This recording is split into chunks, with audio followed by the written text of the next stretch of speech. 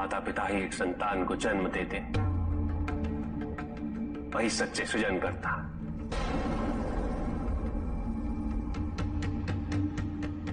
जो अपने माता पिता की निस्वार्थ सेवा करे,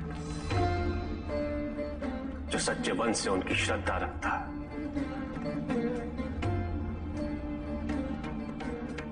उसे किसी तीर्थ, किसी पुण्य या किसी दान की आवश्यकता नहीं होती।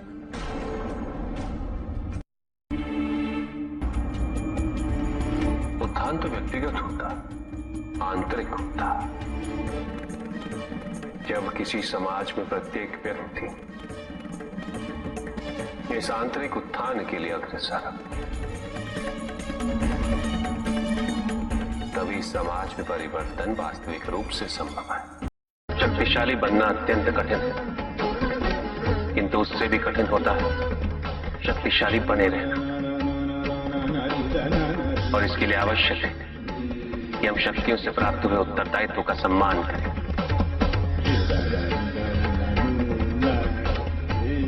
अन्यथा हम स्वयं पर निरंतर खो देते और यह हमारे पतन का कारण बनता है। किसी भी व्यक्ति की उन्नति उसकी सहजता से प्रत्यक्ष होती है, न कि उसके अहंकार से। अहंकार हमें स्वयं की दृष्टि में बड़ा अवश्य बना देता, किंतु दूसरे की दृष्टि में हमारा ओछापन प्रतीत होता है। हमारे व्यक्तित्व के दोष, उसकी अपरिपक्वता का प्रतीक है यह अहंकार। शक्तिशाली हो जाने का अर्थ ये नहीं कि तुम अपने उत्तरदायित्व से मुक्त हो गए हो। शक्तियों में वृद्धि के साथ उत्तरदायित्व और भी बढ़ जाता है। एक महासागर में एक छोटी सी नौका तब तक नहीं डूब सकती जब तक महासागर का जल उसमें भर नहीं जाता। उसी प्रकार हमारे बाहर कितना ही दोष क्यों ना हो, हम नकारात्मक सोच वाले व्यक्तियों से घिरे ही क्यों ना हो, जब तक हम उनके दोष और उनकी नकारात्मकता को अपने भीतर प्रवेश नहीं करने दें,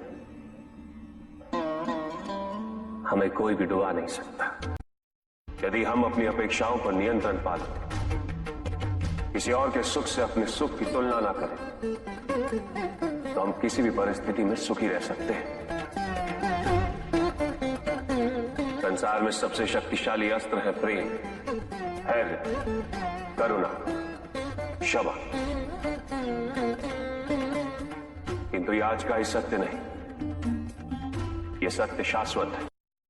धनी व्यक्ति के पास जो भी अतिरिक्त धन होता है वो उसे दान करना चाहिए, उनके उद्धार के लिए जो अपनी मूल आवश्यकताओं को पूरा नहीं कर सकते। ऐसा करने से संसार में समानता, द्वेष नहीं होगा, सद्भावना बनी रहेगी। आत्मज्ञान का अमृत प्राप्त करने हेतु हलाल समान कष्ट व पीड़ा को सहना अनिवार्य है।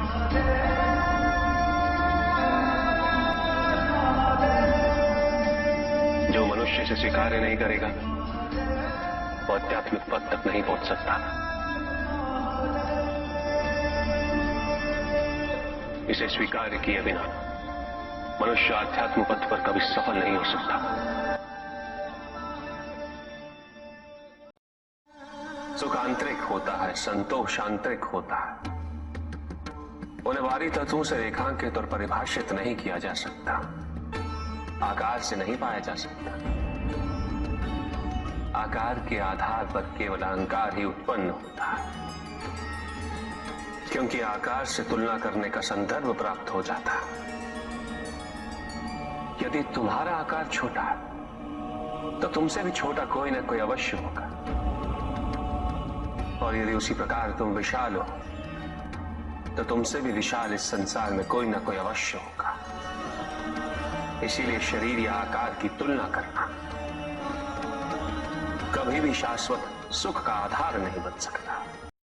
ना ही स्वर्ग नर्क का उत्थान है और ना ही नर्क स्वर्ग का पतन।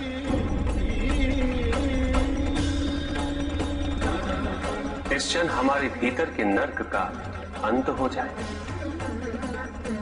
उसी क्षण स्वर्ग की आवश्यकता भी समाप्त हो जाती है।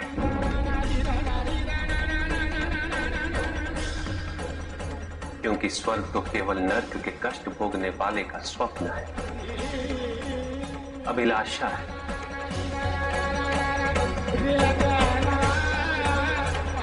जहां नर्क का अंत होता है, वहीं स्वर्ग की अभिलाषा भी समाप्त हो जाती है।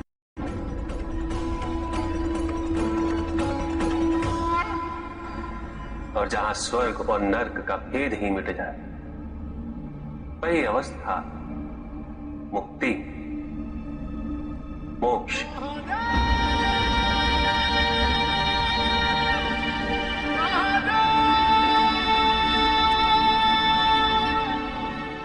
मैं वो हूं जो नहीं है,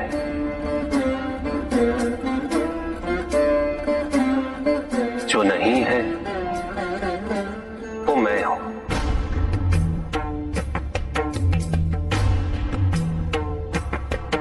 चिरकाल तक सभी को यह स्मरण रहे, जब आप में श्वास है तो मैं आप में हूं। देव देव महादेव शिवा, देव देव। और जिस क्षण आप में श्वास नहीं, तब आप मुझ पे हैं। देव शिवा।